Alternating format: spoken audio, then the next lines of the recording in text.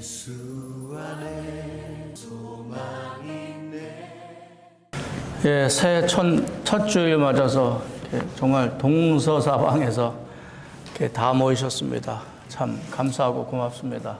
첫 주일 우리 예배 드리면서 우리 교회에 속한 모든 성도님들, 또 우리의 자녀들, 흩어져 있는 우리 자녀들, 어디서든지 주께 향한 신앙 잃지 아니하고 세상의 유혹에 넘어지지 아니하는 그런 자녀들 되도록 우리 마음에 품으면서 또 우리 오늘 참석하지 못한 우리 교회 성도들 같은 은혜로 우리가 오늘 받을 같은 은혜로 채워주시기를 기도하면서 또 정영규 목사님 또 그 따님들 또 동일한 은혜로 채워주시기 기도하면서 우리 오늘 예배드립시다. 오늘 말씀은 창세기 41장인데요.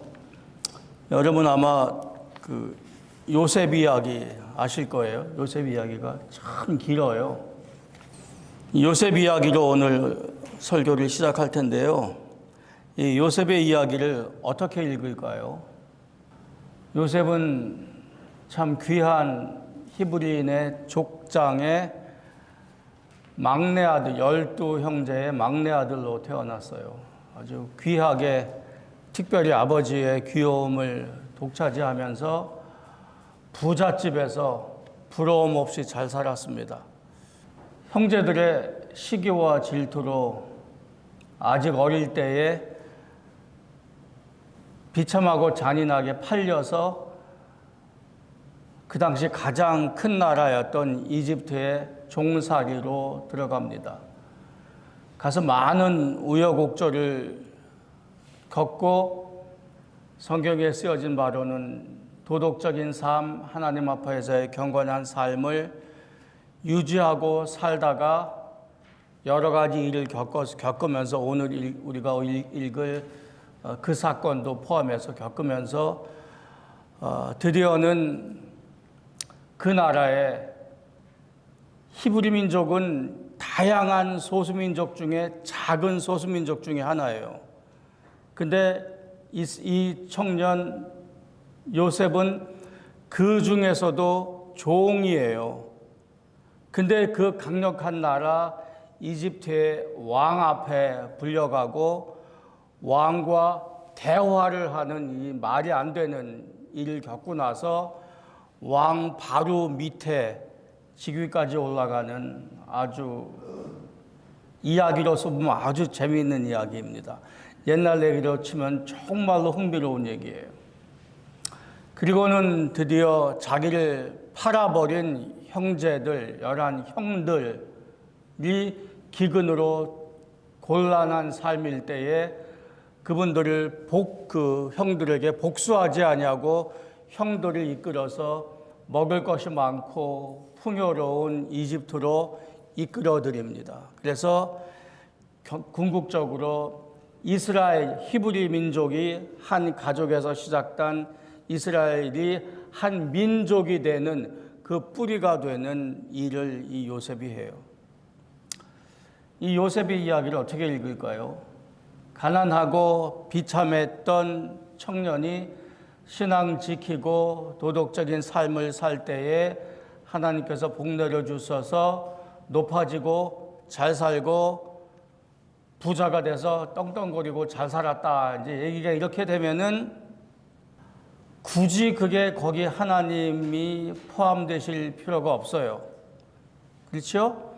그런 이야기는 불교에서도 할 수 있는 얘기고 예수 안 믿고 신앙이 전혀 없는 사람들에게도 고난 가운데 네가 옳다고 생각하는 진리를 믿고 실천하고 참고 미래를 위해서 살아라. 미래를 위해서 참고 기대하고 인내해라.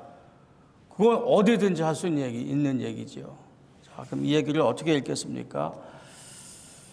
우리가 읽을 부분이 창세기 41장 25절부터인데 그 이전에 있는 이야기를 잠시 설명을 해야 길어서 이제 오늘 이것만 읽을 텐데 그 설명을 해드려야 오늘 이야기가 이제 이해가 되실 거예요. 바로 왕이 꿈을 꾸었어요. 바로란 말은 이집트의 왕입니다. 왕은 왕인데 그때 당시는 모든 민족들이 다 그랬던 것처럼 왕이 신이에요. 그러니까 이 사람인데 신으로 추앙하게 만드는 종교와 정치가 결합된 시기였던 거죠. 그래서 피라미드를 지은 것도 사람이면은 그렇게 그 사람 죽은 걸로 그렇게 큰 피라미드를 짓겠어요. 그러니까 그게 신으로 인정되니까 수세기 동안 이렇게 말이 안 되는 큰 피라미드를 그 왕의 무덤으로 지었던 거죠. 이 왕이, 이 큰 제국을 다스리는 왕이 꿈을 꾸었는데 그 꿈이 마음의 번민이 되는 거예요. 꿈이 이랬습니다. 나일강에, 나일은 이집트를 부강하게 만드는 가장 큰 강이죠. 거기서 그 강가에 7 이삭이 있었는데, 풍성한 이삭이 있었는데, 그 다음에 7 또 다른 이삭이 올라오더니 아주 파리하고 마른 이삭이 올라오더니 나중에 올라온 마른 이삭이 풍성한 이삭을 잡아먹었는데 그 잡아먹은 표시가 안 나게 아직도 파리하게 남아있다는 거예요. 첫 번째 꿈이에요. 그래서 잠을 깨고 다시 자면서 꿈을 꾸었는데 그게 두 번째였었어요. 첫 번째 꿈은 7 암소가 강에서 올라오는데 아주 살찐 7 암소였는데 나중에 또 파리하게 바싹 마른 7 암소가 올라오더니 그 먼저 있던 살찐 암소를 잡아먹었는데 표시가 안 나는 거예요. 그래서 이 비슷한 꿈을 연거푸 2번을 꾸었어요. 그래서 많은 백성을 다스리고 일이 많은 이 왕이 이제 이게 무슨 의미가 있는 것 같아서 자기 주위에 얼마나 많은 힘센 사람들, 지혜 있는 사람들이 이집트에 있었겠어요. 다 불러서 물었는데 어떤 말인지 모르겠는 거예요. 그래서 어떻게 하다가 누구를 통해서 옛날에 어떤 사람이 옥에 갇혔는데 이 요셉과 같이 옥에 갇혔는데 그 요셉이 그 갇힌 이집트 관원의 꿈을 해석해 준 적이 있어. 그래서 어쩌다 해서 그 사람이 소개를 해서 이제 요셉이 이집트 왕 바로에게 불려오는 거예요. 이제 한번 이제 머리에 상상을 해 보십시오. 이집트 왕은 당시 가장 큰 나라예요. 그 지역에 그 의리의리한 왕이 앉아 있을 거고 그 주위에 힘세고 지혜 있는 사람이 둘러섰을 건데 저 멀리서 소수민족 그것도 나이 어린 청년이 저기서부터 허리를 숙이고 구부리고 이제 오는 거예요. 근데 여기서 왕이 뭘 결정하고 명령하는 게 아니라 왕이 그 히브리 노예 청년에게 물어요. 이게 무슨 말인지 알겠느냐 하니까 이 친구가 그 꿈을 해석하고 대답할 뿐만이 아니라 그러니 왕이시여 이렇게 하십시오 하고 제안을 해. 이거 죽기 딱 알맞는 짓이에요. 이제 그때 얘기예요. 25절부터 읽겠습니다. 요셉이 바로에게 이르되 바로의 꿈은 하나라. 하나님이 그가 하실 일을, 여기 하나님은 자기의 하나님이죠. 히브리인의 하나님. 그리고 물론 이집트에도 신들이 많이 있었어요. 바로의 꿈은 하나라. 하나님이 그가 하실 일을 바로에게 보이심이니이다. 7 좋은 암소는 7회요 7 좋은 이삭도 7회니 그 꿈은 하나라.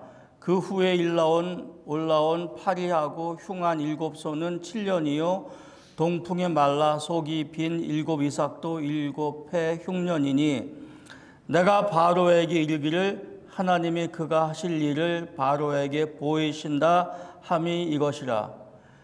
온 애굽 땅에 7회 큰 풍년이 있겠고 후에 7회 흉년이 들므로 애굽 땅에 있던 풍년을 다 잊어버리게 하고 이 땅이 그 기근으로 망하리니 후에든 그 흉년이 너무 심함으로 이전 풍년을 그 땅에서 기억하지 못하게 되리로다. 바로께서 꿈을 2번 겹쳐 꾸신 것은 하나님이 이 일을 정하셨습니다. 하나님이 속히 행하시리니 이제 바로께서는 명철하고 지혜 있는 사람을 택하여 애굽 땅을 다스리게 하시고 바로께서는 또 이같이 행하사 나라 안에 감독관들을 두어 그 7해 풍년에 애굽 땅의 5분의 1을 거두되 그들로 장차 올 풍년의 모든 곡물을 거두고 또 그 곡물을 바로의 손에 돌려 양식을 위하여 각 성읍에 쌓아두게 하소서. 이와 같이 그 곡물을 이 땅에 저장하여 애굽 땅에 임할 7해 풍년에 대비하시면 땅이 이 흉년으로 말미암아 망하지 아니하리이다. 바로와 그의 모든 신하가 이 일을 좋게 여긴지라. 바로가 그의 신하들에게 이르되 이와 같이 하나님의 영에 감동된 사람을 우리가 어찌 찾을 수 있으리요. 거기 38절 다시 읽을게요. 바로의 반응이에요.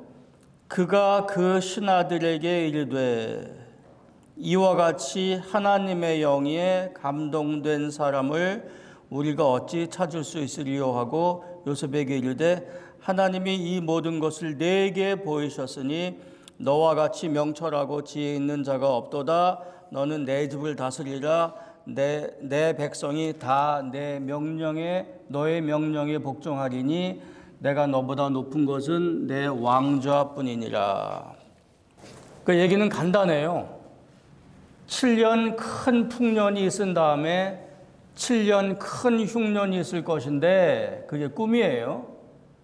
근데 그러니까 왕이시여 7년 동안 들 풍년 때에 곡식을 거두어서 각 성마다 저장을 하십시오. 그러면은 장차 올 7년에 사람들이 죽지 아니할 것입니다. 그랬더니 왕과 지혜 있는 신하들이 우와, 그렇게 신기한 일이, 그렇게 신기한 방법이, 그럼 이 일을 누가 하겠느냐? 너같이 하나님의 감동이 있는 이집트 신들의 감동이 아니라 내가 믿는 하나님의 신의 감동, 이렇게 신적인 감동과 지혜 있는 사람을 어디서 구하겠느냐? 그러니까 네가 그 일을 해라. 그래가지고 요셉이 벼랑간 소수민족의 종의 신분에서 왕, 황제 다음 가는 직위가 되었다. 그리고 그 일을 행했다. 그 얘기예요. 이게 말이 돼요? 그래서 이제 제가 아이오와 있을 때 매주 성경 공부를 했는데 이제 하루는 이제 이 이야기를 다루었어요. 근데 그 중에 농부들이 많이 계세요. 근데 농부, farmer들인데 말로는 농토가 엄청 넓어요. 소, 돼지도 엄청 많아요. 근데 이제 그분들하고 얘기하는데 그 중에 한 분이 이거 읽더니 이게 뭐가 신기하다는 거예요. 그 사람들은 그분들은 온갖 농기계 그 씨 뿌릴 때요. 그 옥수수 심어놓은 밭 가보셨어요? 1시간, 2시간을 가도 옥수수밭, 콩밭인데 옥수수밭이 똑같은 간격으로 심어져 있어요. 근데 그게 심을 때 그 큰 장비, 그 바퀴 하나가 사람 키보다 더 커요. 그 안에 온갖 장비가 다 있습니다. 씨 심을 때 쭉 달려있는 그 씨 심을 때 물도 주고 비료도 주고 한꺼번에 해요. 근데 그걸 GPS로 해요.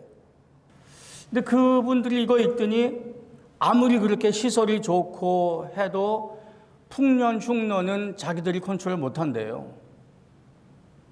그리고 또 하나, 풍년이 들 때, 언제 풍년이 들지는 모르지만 풍년이 들 때, 흉년 들 때를 예비해서 저축하는 거는 이건 애들도 다 아는 거다. 근데 여기 포인트가 그거잖아요. 7년 풍년 들 때 그 다음에 올 흉년을 예비하라. 물론 이 바로 왕은 언제 풍년 들고 언제 흉년 들지 몰랐던 거지요. 우리 읽은 얘기의 모든 포인트는 바로 거기 있어요. 우리에게 매우 당연한 이것이 이집트 사람들에게는 삶의 상식이 아니었어서 그들의 삶의 상식은 종교적인 운명론이었었어요. 그게 무슨 소리냐면 이집트의 종교에는 거기 신들이 많이 있었는데 그 그 바로는 그 신들이 지구에 파견한 대표예요. 그래서 이집트가 지구의 대표입니다.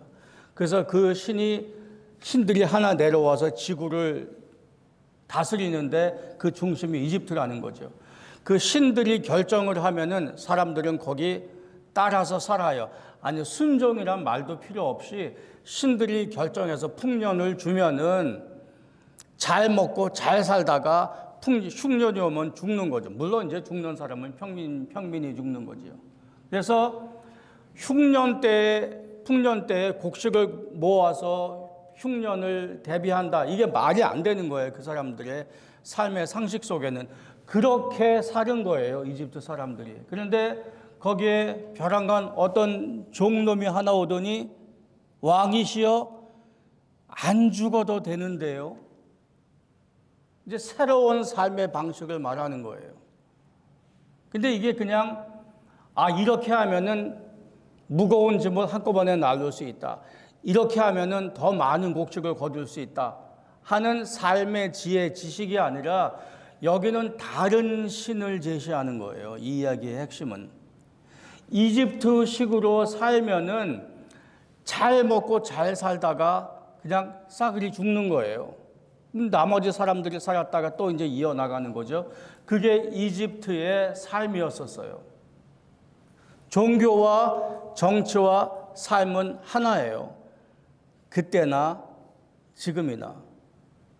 이 이야기를 어떻게 읽느냐 하는 이야기는 우리가 섬기고 경배하는 하나님이 우리의 삶을 어떻게 지탱하느냐, 우리의 삶을 어떻게 유지하고 우리는 우리의 삶을 어떻게 보느냐에 대한 이야기하고 똑같은 거예요. 그러니까 그때나 지금이나 신앙, 종교는 정치, 경제, 삶, 건강, 자녀교육 전부 다 이어진 하나의 이야기예요. 결국 어떤 신을 섬기냐 그 얘기지요.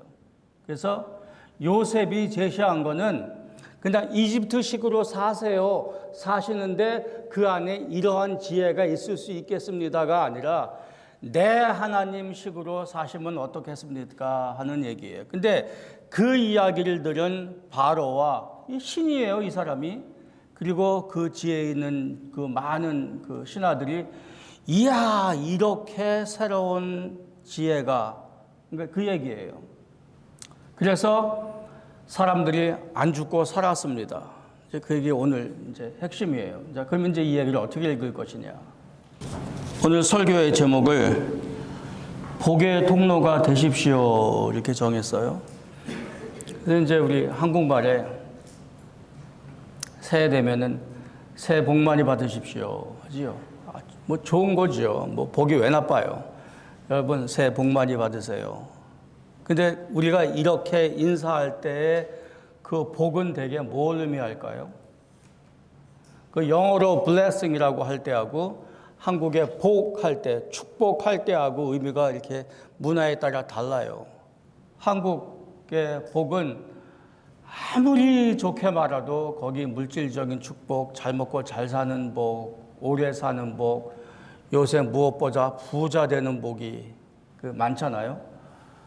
제가 공부하고 한국에 가서 이제 학교에 가서 가르친 게 있어요. 그러니까 꼭 20년을 살다가 한국에 갔는데 이제 가족은 미시건에 있고 이제 저 혼자 갔는데 가서 TV를 켰는데 여러분도 아마 그 광고 보셨을 거예요.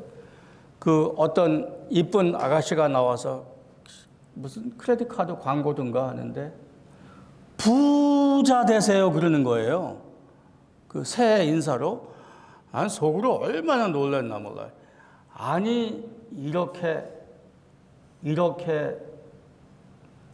그때 느낌은 아니 이런 말을 뭐라고 표현해야 되지? 아니 이런 원초적인 천박한 인사를 새해 그냥 대놓고 해도 되나? 그러니까 부자 되는 게 그냥 온 백성의 꿈인 거예요. 하도 못 살았으니까, 하도 못 먹었으니까. 보릿고개 넘겼다는 게 뭐 한 50년 전 얘기니까 뭐 이해는 할 수 있어요. 그래서 이제 새해 맞아서 복 받으십시오. 좋아요. 근데 그 복이 어떤 의미냐는 이제 다 다를 수 있는 거죠. 예, 하나님의 복 많이 받으십시오. 이제 그 얘기인데 어떻게 해서 무엇함으로 이제 우리는 성경 일부를 읽었는데 전체를 볼 때 하나님께서는 우리가 어떻게 살기를 원하실까? 이제 특별히 이제 새해 됐으니까 그 얘기를 좀 해야 되지 않겠어요? 이제 올해는 우리 이렇게 삽시다 하는 이제 그런 얘기를 하려는 겁니다. 요셉의 메시지는 순종하는 백성을 하나님께서 남들을 위한 복의 통로로 사용한다는 겁니다. 고통 가운데 참고 견디고 진리를 위해 올바른 것을 위해 참고 견뎠더니 하나님께서 부자 되게 하셨다. 그게 틀릴 리는 없어요. 그게 잘못될 리도 없습니다.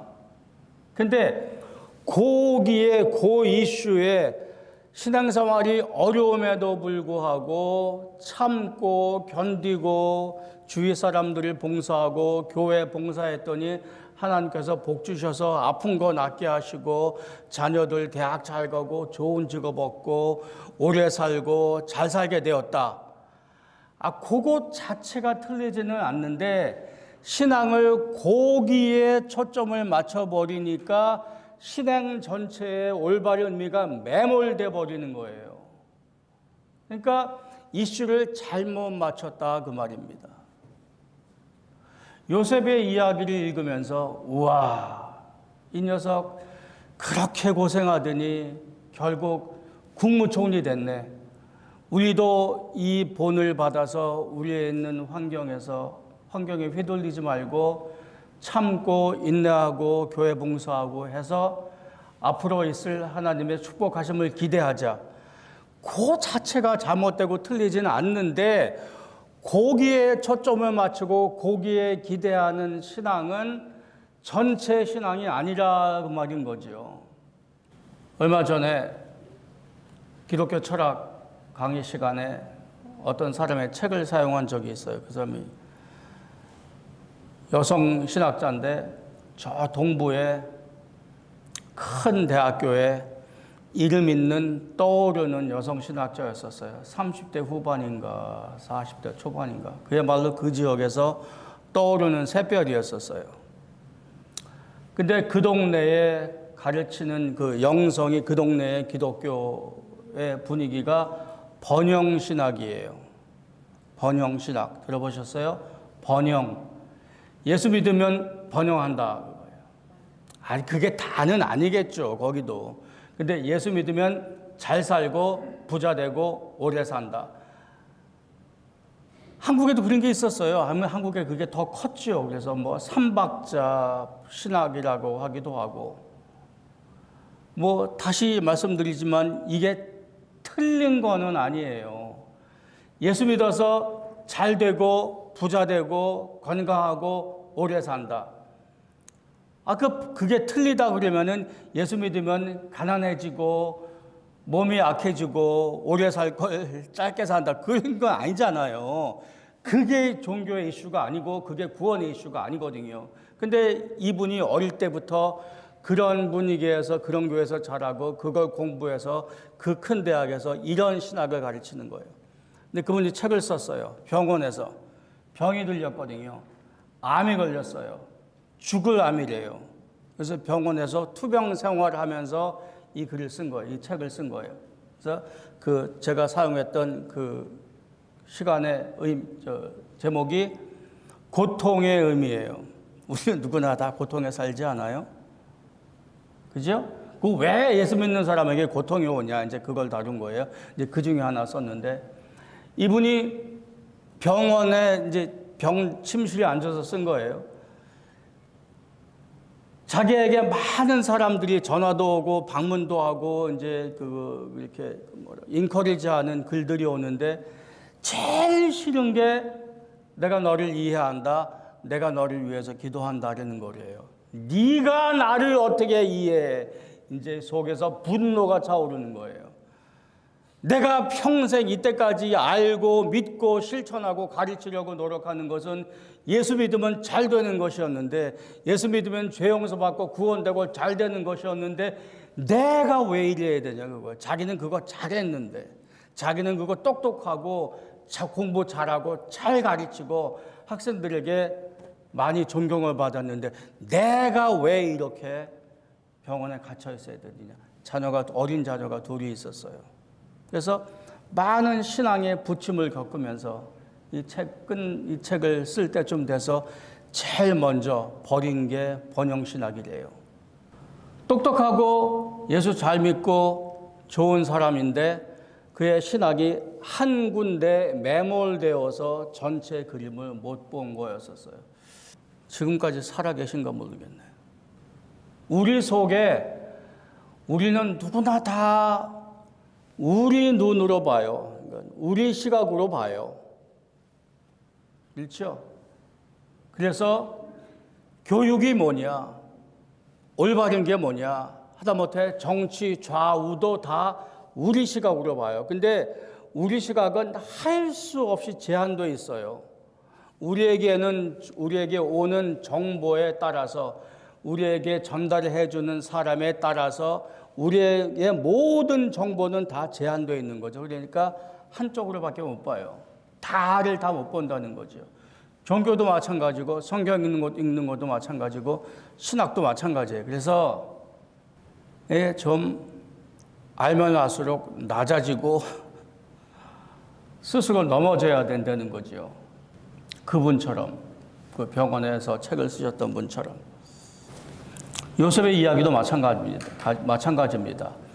우리식으로 읽어놓으면, 우리식은 이제 여러 가지 있을 수 있는데, 사람식으로 자기가 처해 있는 식으로 읽어놓으면은 이게 번영신학으로 읽을 수 있는 거예요. 뭐 이야기거리가 아주 좋잖아요.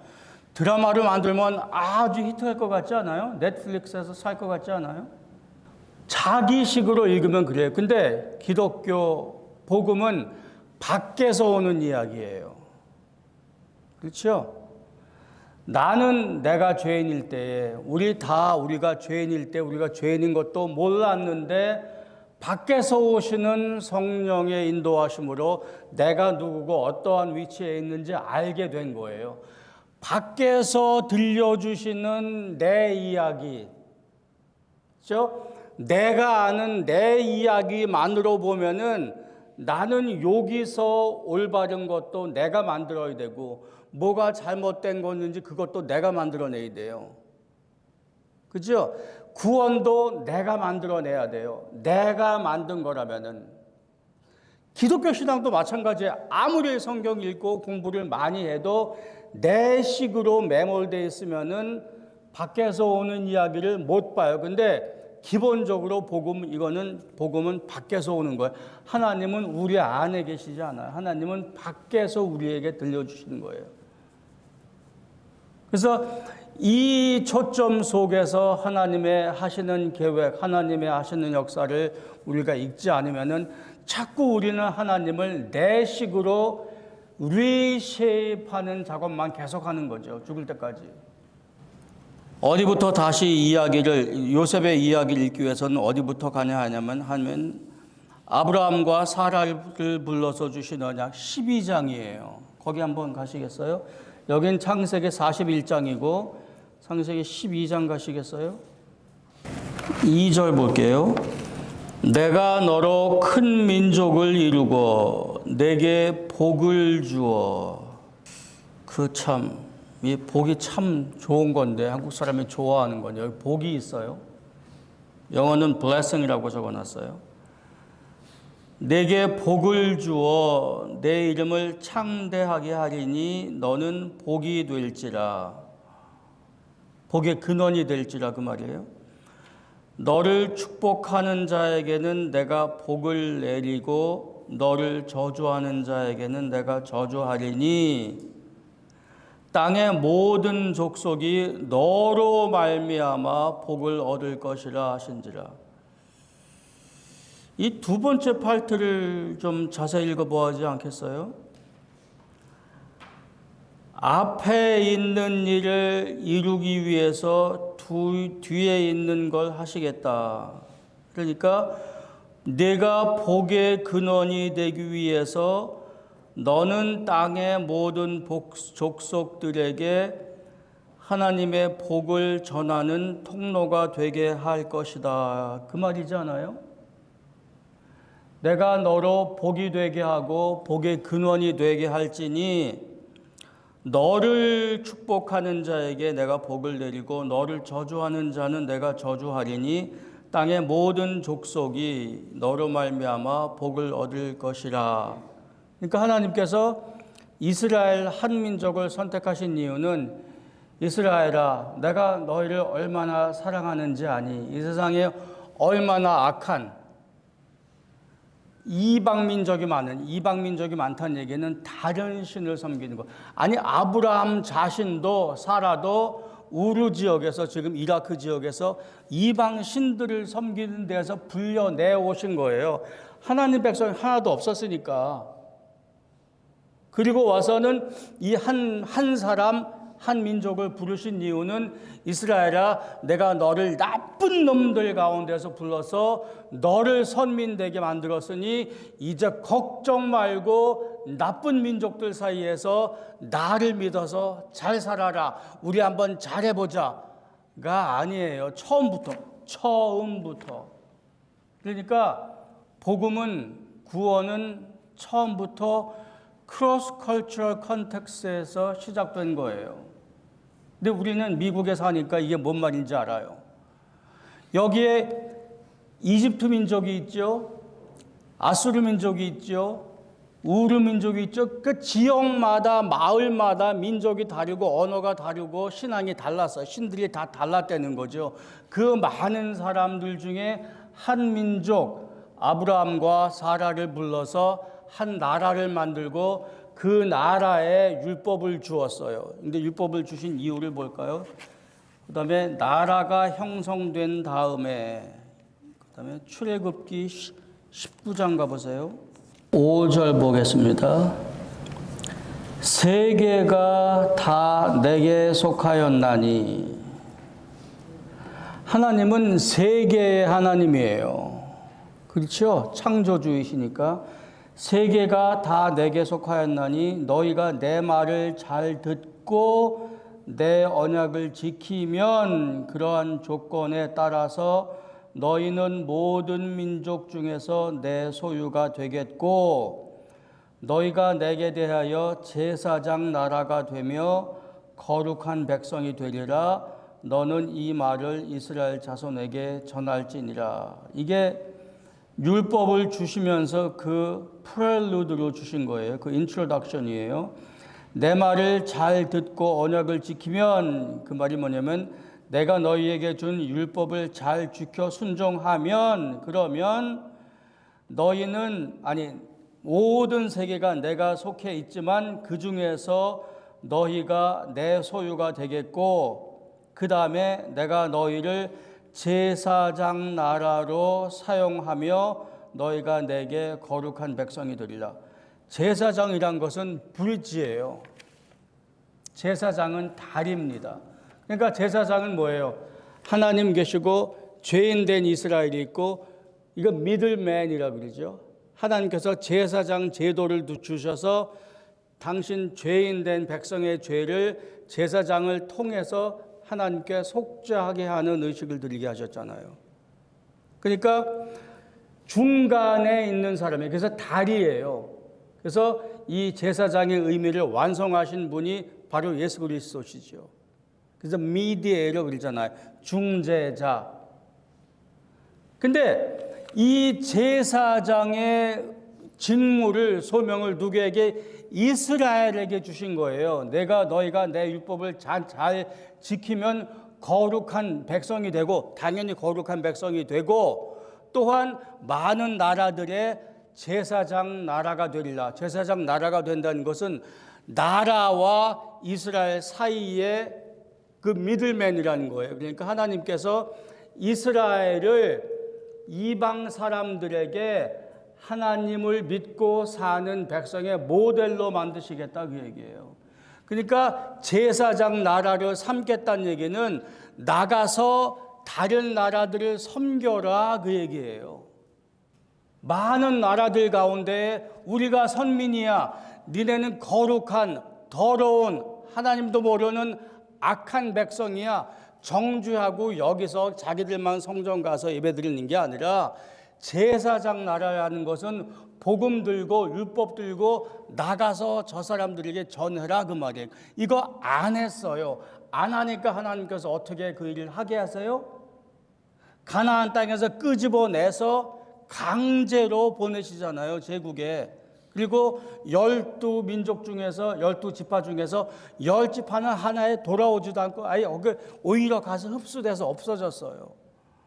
이게 지금까지 하나님께서 하시는 일이에요. 다시 요셉에게로 가보십시다. 잘 됐어요, 그죠, 요셉이? 잘 됐어요. 진짜 잘 됐어요. 진짜 부자 되고요. 얼마나 높아지고요. 그 아마 바로가 타는 가마가 아니지. 그 비슷한 거 타고 다녔겠지요. 뒤에 수없이 많은 종들 거느리고. 지금 식으로 말하면 좋은 차 타고 좋은 옷 입고 하고 싶은 거 다 하고. 이제 이런 종류에서 파생된 말, 그런 말 들어보셨어요? 네가 잘 돼야 자녀들이 하게 할 수 있는 말이에요. 이거 대학생들 가르치다 보니까요. 한국에 가서 여러 번 들어봤어요. 네가 잘 돼야 네가 다른 사람들에게 복음을 전할 때 사람들이 네 말에 귀를 기울여. 네가 교수가 되고 네가 의사가 되고 네가 변호사가 돼야 사회에서 덕망 있는 지위에 있어야 돈을 많이 벌어서 나누어 줄 수 있어야 영향력이 있어야 그 사람들을 네 영향력 안에 둘 수 있어. 그러니 공부 열심히 해서 변호사 되고 의사 되고 기업가에서 큰 돈을 벌어 성공해라. 소름 끼치는 얘기예요. 이거 복음이에요. 성경 전체에서요, 어느 한 사람, 잘된 사람 정죄하자는 얘기가 아니에요. 그죠? 이슈가 거기 있는 게 아니에요. 성경 통틀어서 잘 됐기 때문에, 사회에서 높은 지위에 올랐기 때문에, 성공했기 때문에, 영향력이 많기 때문에 그런 걸로 인해서 복음 전에서 성공한 사람 누구 있어요? 없을 거예요. 오히려 잘 되던 사람 다 대부분 망했어요. 삭개오 망했어요. 바울 망했어요. 잘 돼서 성공한 사람, 성공했기 때문에 성공한 채로 복음 전할 수 있던 사람 누구 있어요? 베드로도 아니에요. 그죠? 누구 있어요?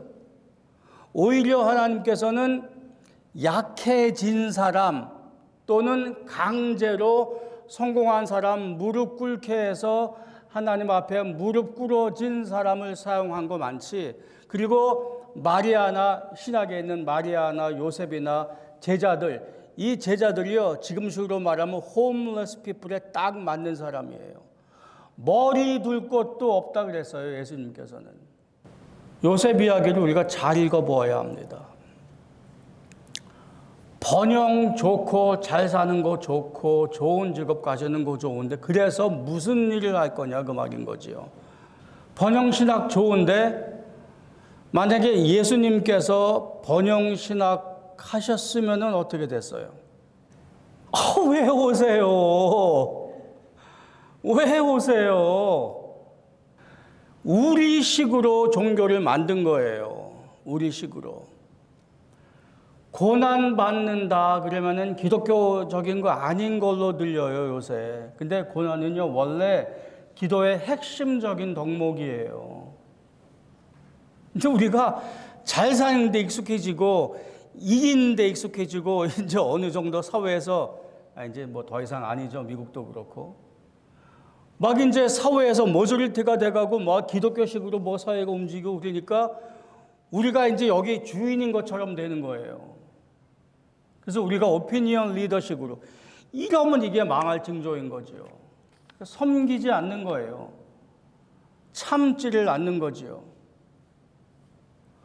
복의 통로가 되십시오 하는 거는 없는 얘기를 이제 이 트렌드를 뒤집어 놓기 위해서 하려는 얘기가 아니라 원래 복음에 포함되는 이야기였었어야 해요. 그리고 아브라함과 사라는 그렇게 살았고, 바로 당시에 요셉 그렇게 살았고, 그 이후에 이스라엘이 그 얘기를, 그 가르침을 받았습니다마는 올바로 실천하지 않았고, 근데 그 복음의 전파 방법, 하나님의 구속 계획은 지금도 똑같은 방식으로 유지돼요. 유력한 사람으로, 유명한 일로, 큰 위대한 일로 복음이 전파됩니까? 우리 안에 낮아졌지만 스스로 건강한, 약해졌지만 내적인 복음의 본질과 복음의 능력이 갖춰져 있으면은 그게 건강한 사람이고 그게 건강한 교회지요. 이집트는 그 당시에 그 당시뿐만이 아니라 예수님 시대도 마찬가지고 복음의 적대적인 대표적인 그런 국가예요. 그래서 이집트를 통해서 이스라엘이 만들어지고 예수도 이집트를 통해서 오셨어요. 우리는 할 수 없이 다민족 문화 안에 살아요. 할 수 없이 안 가고 싶은데 거기 들어가 사는 게 아니라 하나님께서 다문화라는 환경 안에 우리를 주셨어요. 그래서 복음의 의미가 구성되고 확정된 상황도 그 다민족 안에서 이루어진 거고 우리들도 그 안에 삽니다. 그 안에. 근데 바울이 한 거는 이집트 사람들을 사랑하고 살린 거예요. 그렇죠? 그러니까 요셉이 하나님의 복의 통로로 사용됐다라는 얘기는 그 당시 정치적인 상황에서 히브리 민족을 억압하는 적대적인 이집트를 대항해서 기도하고 싸우고 한 게 아니라 거기 사람들을 사랑한 거예요. 거기 사람들을 원초적으로 먹여 살린 거예요. 진짜로 먹여 살렸잖아요. 그죠? 자기 형제들을 살게 했을 뿐만이 아니라. 그래서 이 이야기를 통해서 우리는 지금 현재 우리는 다민족 국가 안에 살면서 무엇이 우리로 하여금 복의 통로인 것이냐. 복음 전하는 게 당연히 포함돼야 하겠지요. 두 번째, 그들을 위해서 기도해야 되겠지요.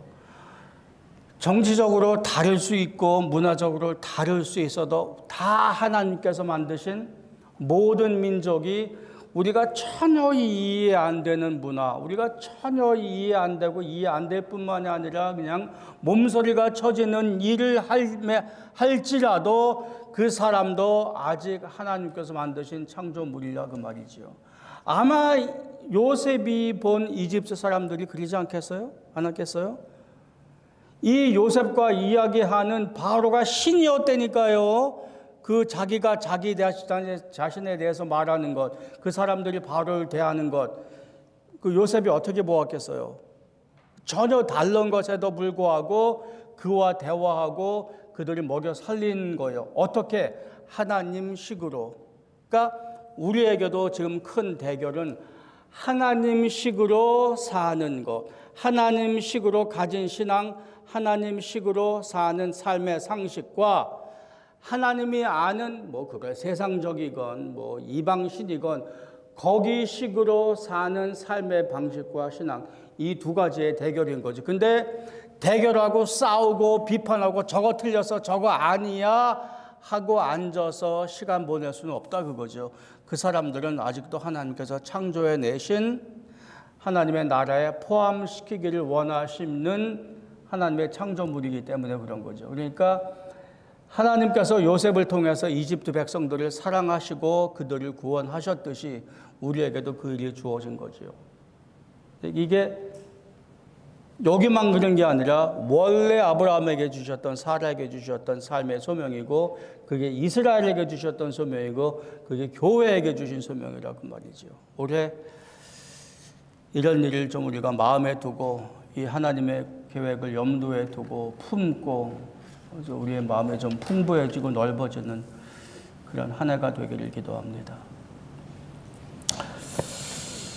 자, 이제요, 오늘이 이제 새해 첫 예배잖아요. 그래서 특별 순서가 있습니다. 깜짝 놀라실 만한 특별 순서가 있어요. 강동익 장로님이 예수님의 편지를 읽으실 건지 행동을 하실 건지 저도 잘 몰라요. 지금 하십시다. 제가 읽어드리려는 편지는 여러분들도 이미 다 그 인터넷을 통해서 받아보셨고 읽어보신 편지예요. 다만 저는 이 편지를 35, 6년 전에, 그때는 이렇게 인터넷이 발달되지 않았고 핸드폰이라는 건 없었어요, 그때. 그렇기 때문에 인터넷으로 받은 게 아니라 종이 편지로 받았어요, 이 편지를. 그래서 제가 가지고 있다가 이렇게 새해가 되면 또는 살아갈 때, 시험 힘들 때, 그때마다 이렇게 제가 꺼내서 읽어봅니다. 근데 혼자 읽어왔는데 갑작스럽게 금년에는 여러 사람 앞에서 한번 읽어봐야겠다 하는 생각이 들었어요. 아마 나이 먹으니까 주책인 것 같아요. 양해해 주시기 바랍니다. 그러면 읽어드리겠습니다. 보고 싶고 또 보고 싶은 잊지 못할 나의 친구야. 한 해가 가고 또 새로운 한 해가 시작되었구나. 이 새로운 한 해 내가 이루고 싶은 꿈은 무엇이니? 내가 이 편지를 내게 보내는 것은 그저 내가 너를 얼마나 사랑하며 어떻게 돌보고 있는지를 말해줌으로써 혹 내가 꾸려는 꿈에 도움이 되었으면 해서야. 어제 나는 내가 세상 식구들과 함께 걷고 있는 모습을 보았단다. 넌 내 곁을 스쳐 지나가면서도 아는 척도 하지 않더구나. 나는 어제 종일토록 내가 내게도 말을 걸어주기를 얼마나 기다렸는지 모른단다. 나의 마음은 온종일 항상 내게 가 있었는데 너는 나에게 너무나 무관심하더구나. 저녁이 되었을 때 나는 너를 조금 쉬게 하려고 시원한 미품과 함께 장밋빛 황혼을 내게 선사하며 너를 기다렸단다. 그러나 너는 내게 눈길도 주지 않더구나. 그것이 내 마음을 얼마나 아프게 했는지. 어젯밤 곤히 잠든 너를 바라보면서 나는 내 이마를 쓰다듬어 주기를 원했단다. 그래서 나는 달빛을 너희 벽에와 얼굴로 흘려보냈지. 그리고는 우리가 서로 이야기를 나눌 수 있는 시간이 오기를 얼마나 고대했었는지. 나는 널 위해 많고 많은 선물을 준비하고 있었단다. 그런데 너는 늦지막히 일어나서 허둥지둥 내일을 시작하느라 바빠 밤새워 옆에서 기다리던 나를 쳐다보지도 않더구나. 오늘 아침에 내리던 빗방울은 나온 눈물이었던 것을 너는 알고 있니? 오늘 너는 무척 슬프고 외로워 보이더구나. 너의 그런 모습이 내 마음을 아프게 했단다. 왜냐하면 나 역시 너와 같은 경험을 했었기 때문이지. 나의 친구들 중에 많은 사람들이 나의 마음을 아프게 했으며 나를 외롭게 만들었었지. 친구야, 내가 너를 여전히 사랑하고 있다는 사실을 너는 알고 있니? 느끼고 있니? 넌 내가 고요함과 푸른 잔디를 통해서 너를 사랑한다는 말을 하려고 애쓴다는 사실을 알고 있니?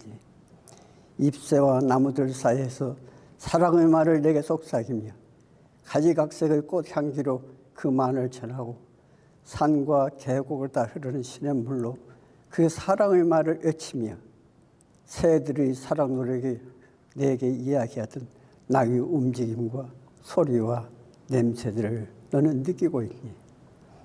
나는 너를 항상 따스한 햇살과 신선한 대기의 향내로 옷 입히고 있었단다. 내가 필요로 하고 얻고자 하는 어떤 것도 너를 향한 나의 사랑에 비하면 얼마나 보잘것없고 무가치한 것인지를 알고 있니? 너만 허락한다면 너와 나, 우리는 함께 하늘에서 영원한 세월을 즐길 수 있단다. 나는 이 땅에서 사는 것이 얼마나 어렵고 구차하며 힘겨운 일인지 잘 알고 있단다. 왜냐하면 나도 너처럼 이 땅에서 살았던 적이 있었기 때문이지. 나는 이기심과 욕심으로 가득 찬 이 낡고 초라한 지구가 얼마나 살기 어려운 것인지 잘 알고 있단다. 나는 너를 돕고 싶단다. 너희 아버지께서도 너를 돕기를 원하신단다. 나와 나의 아버지께 도움을 청하렴. 나 이름을 부르면서 내가 원하고 찾는 것을 구하여보렴. 나에게 부디 이야기하다오. 너희 문제와 슬픔과 고민과 아픔을. 내가 원하기만 한다면 나의 이름으로 구하는 모든 것에 대해서 가장 선한 것으로 바뀌어질 것이란다. 나는 오래전에 너를 택했단다. 이제 내가 나를 택하기로 결정한 일만 남아있단다. 너희 택함과 선택을 나는 지금도 기다리고 있단다. 어쩌면 너는 왜 기다리냐고 물을 수도 있겠지. 내가 너를 기다리는 이유는 너를 잊을 수 없기 때문이란다. 너에 대한 나의 사랑의 참 가치를 내가 볼 수만 있다면 너의 답신을 기다릴게. 기억해라. 언제 어디서나 항상 내가 너를 기다리고 있다는 사실을. 너의 절친한 친구 예수.